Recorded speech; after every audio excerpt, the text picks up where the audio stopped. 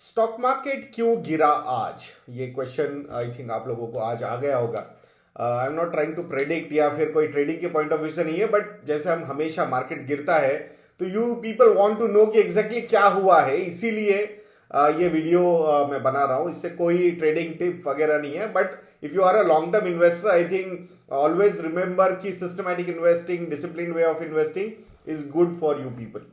सो आज क्या रीजन रहा ऐसा मार्केट गिरने का? तो मुझे ऐसा लगता है ब्रेंट क्रूड के प्राइसेस $92 पर बैरल के ऊपर जाना, ये एक बहुत बड़ा रीजन मुझे ऐसा लगता है कि आज मार्केट फॉल के पीछे है। बिकॉज अपना सबसे बड़ा अगर कोई कंसर्न है इंडियन इकोनॉमी का, इंडियन मार्केट का, तो वो सबसे बड़ा कंसर्न आज की घड़ी में ब्रेंट क्रूड ऑयल प्राइसेस ही है, ऐसा मुझे लगता है। Because import bill is one thing which is completely destabilising us. So that is one thing जो हमें समझना होगा। एंड जो डिस्काउंट्स हमें पहले मिल रहे थे रशिया से, अब उतने ज्यादा हाई लेवल के डिस्काउंट्स नहीं मिल रहे। सिंगल डिजिट में वो डिस्काउंट्स आ चुके हैं, ऐसा माना जा रहा है। बिकॉज ऐसे कोई स्पेसिफिक नंबर सामने नहीं आते हैं, तो वहां पे ब्रेंट क्रूड के प्राइसेस ऊपर जाना is not a positive side. क्यों जा रहे हैं ब्रेंट क्रूड के प्राइसेस ऊपर? आई थिंक जिस तरीके से ये जियोपॉलिटिकल टेंशन ऊपर आ रहा है, और अभी ये जो वॉर है it is between Israel and Hamas. तो जिस तरह बहुत सारे मतलब अभी जैसे American president mister Joe Biden is in Israel, तो वहां से वो गए, फिर उनके स्टेटमेंट्स आना, फिर वहां से मिडिल ईस्टर्न कंट्रीज ने, अरब वर्ल्ड के कंट्रीज ने उनके स्टेटमेंट्स देना। तो ये सारे जो फैक्टर्स है, definitely market is not liking that, और इसका रिएक्शन यहाँ पे हो सकता है। और हम चाहेंगे कि ये वॉर जो है वो बहुत ज्यादा आगे नहीं बढ़ना चाहिए। I think multiple parties getting involve is going to be a worst thing for everybody in the world. तो वो चीज बिल्कुल नहीं होनी चाहिए, ऐसा लगता है।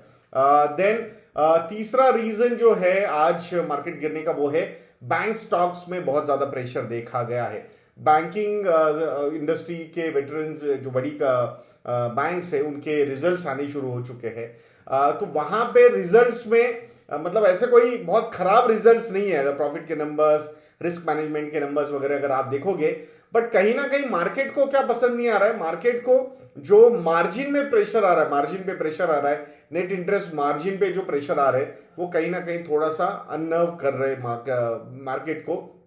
सो निम्स का नीचे आना, नेट इंटरेस्ट मार्जिन का नीचे आना, यानी कि कॉस्ट ऑफ फंड्स ऊपर जाना, और उस तरीके से रेट ऑफ इंटरेस्ट जो है वो पास ऑन करना कस्टमर्स पे, ये कहीं ना कहीं चैलेंज लग रहा है। बिकॉज एग्रेसिवनेस जो है वो सारी बैंक्स में आ गया है, बैलेंस शीट सारी बैंक्स की अच्छी लग रही है, तो वहां पे लोन की ग्रोथ पे फोकस किया जा रहा है। सो ऑब्वियसली कंपटीशन अगर बढ़ जाएगी टू अट्रैक्ट द कस्टमर, वहां पे रेट्स थोड़े से कॉम्पिटिटिव होना जरूरी है। And that's why it is creating a pressure on the banks from the net interest margin side. तो वो भी एक प्रेशर अभी बैंक पे नजर आया। और ऑब्वियसली जो मेजर फैक्टर है सारे इंडाइसेस में, बड़े इंडाइसेस में जो कंट्रीब्यूटर है वो बैंकिंग इंडस्ट्री है। तो अगर वो स्टॉक्स अंडर प्रेशर रहेंगे तो डेफिनेटली उसका इंपैक्ट जो है वो ओवरऑल ब्रॉडर लेवल पे इंडेक्स पे भी होगा ही होगा। And that's what we have seen over here. Now the next reason जो यहां पे लग रहा है वो है यूएस का जो डेटा आ रहा है, economic data, macro economic data,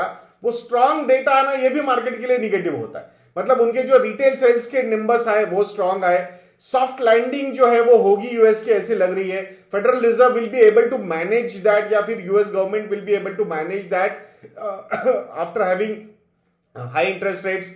ये भी एक जो मतलब पॉसिबिलिटी नजर आ रही है। तो इट मींस कि अगर सॉफ्ट लैंडिंग होती है, यूएस रिसेशन में नहीं जाता है, so in that particular case interest rate cut के जो एक्सपेक्टेशंस थे वो कहीं ना कहीं थोड़ा सा बाजू में रहेंगे। एंड जो इंटरेस्ट रेट सिनारियो है ये हाई इंटरेस्ट रेट सिनारियो रहने का पॉसिबिलिटी है। इवन बैंकिंग स्टॉक्स में भी जो प्रेशर हमने आज देखा है कि हाई इंटरेस्ट रेट सिनारियो अगर कंटिन्यू होता है, मतलब वेस्टर्न वर्ल्ड में अगर हाई इंटरेस्ट रेट सिनारियो रहा तो इंडिया में भी हाई इंटरेस्ट रेट सिनारियो रहेगा। अदरवाइज हमारा इन्फ्लेशन जो हमारी रेंज है, कंफर्ट रेंज आरबीआई की, उसमें आ चुका है, but still RBI is not taking any interest rate cuts. क्यों?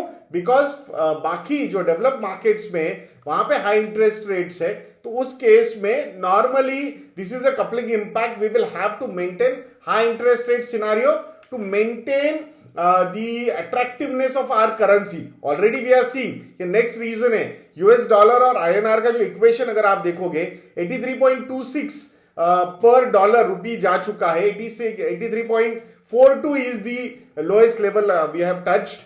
सो ऑलमोस्ट उसी के नजदीक ऑल टाइम लो लेवल के नजदीक अभी रुपी ट्रेड कर रहा है अगेंस्ट डॉलर. तो ये भी एक प्रेशर बन रहा है. हाई मतलब रुपी एंड डॉलर का इक्वेशन में रुपी लोएस्ट पॉइंट पे होना, ब्रेंट क्रूड के प्राइसेस 92.5 डॉलर पर बैरल तक जाना, ये सारे फैक्टर्स हमारे लिए निगेटिव प्ले आउट हो सकते हैं. एंड दैट्स व्हाई शायद ये कुछ क्यूज लेके आज मार्केट यहां पे गिरा है. If you are a long term investor, you need to believe in India growth story. So from long term point of view I think you will get good opportunities to invest, या फिर एक discipline way से, अगर systematic way से, financial planning वे से अगर आप investments करते रहोगे तो मुझे ऐसा लगता है काफी अच्छा आपका पोर्टफोलियो बिल्ड हो सकता है. These are cycles which will keep on repeating. और दोस्तों फाइनेंशियल प्लानिंग के पॉइंट ऑफ व्यू से बात करेंगे तो we are conducting a session on 28th of October 2023, यानी कि मंथ एंड में पुणे में ये सेशन हो रहा है. तो उस सेशन का अगर आपको सीट बुक करना है तो कमेंट सेक्शन में एंड डिस्क्रिप्शन बॉक्स में हमने लिंक दी हुई है. You can book your seat in Pune for Pune session. आशा करूंगा आप जरूर हमें हमारे सेशन को अटेंड करोगे. And if you need any help in portfolio management, investment advisory या फिर investment execution, you can contact our relationship cell investedna.in. इस वेबसाइट पे हमारे कॉन्टैक्ट डिटेल्स आपको मिल जाएंगे. तो ऐसे वीडियोस के लिए चैनल पे बने रहिए. वीडियो को लाइक करना, शेयर करना और चैनल को सब्सक्राइब करना बिल्कुल मत भूलना. नेक्स्ट वीडियो में मिलते हैं. जय हिंद.